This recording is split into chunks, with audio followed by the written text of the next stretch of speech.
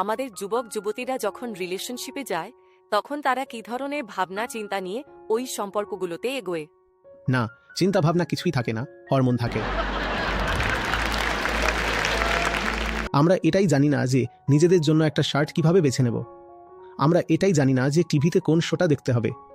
আমরা এটাই জানি না যে রাজনীতিতে কোন নেতাকে নির্বাচন করতে হবে, নিজেদের জন্য কোন বাইকটা নিতে হবে, কোন গাড়িটা নিতে হবে, কোন জায়গায় গিয়ে থাকতে হবে, পড়ার জন্য কোন বইটা তুলে নিতে হবে। আমরা কিছুই জানি না। আমাদের বয়স 22 বছর, আমাদের বয়স 25 বছর, অনেক সময় তো আমাদের বয়স 15 বছরেরও হয়ে থাকে। আর আমরা তখনই বলে দিই যে আমরা সম্পর্ক তৈরি করতে যাচ্ছি।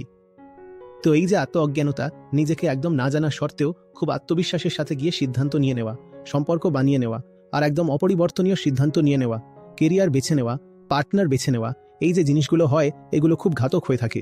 আপনাকে আগে তো এটা দেখতে হবে যে আপনি এই যুবক বয়সে একটা সম্পর্ক তৈরি করতে যাচ্ছেন। আপনি কি কিছুমাত্র জানেন নিজের ব্যাপারে, জীবনের ব্যাপারে? তাহলে একটা ভালো সম্পর্ক কোন ভিত্তির ওপর হওয়া উচিত? আগে একটা ভালো মানুষ হতে হবে। ভালো মানুষ যদি না হয় তবে ভালো সম্পর্ক কোথা থেকে আসবে? এমন কোনো মানুষের সাথে জুড়ে যাবেন না যাকে আপনি দেখতে পাচ্ছেন যে সে নিজের ব্যক্তিগত জীবনেই খুব অগোছালো হয়ে আছে। যে মানুষটা নিজের জন্যই ভালো নয়, সে অন্য কারোর জন্য ভালো হতে পারে না।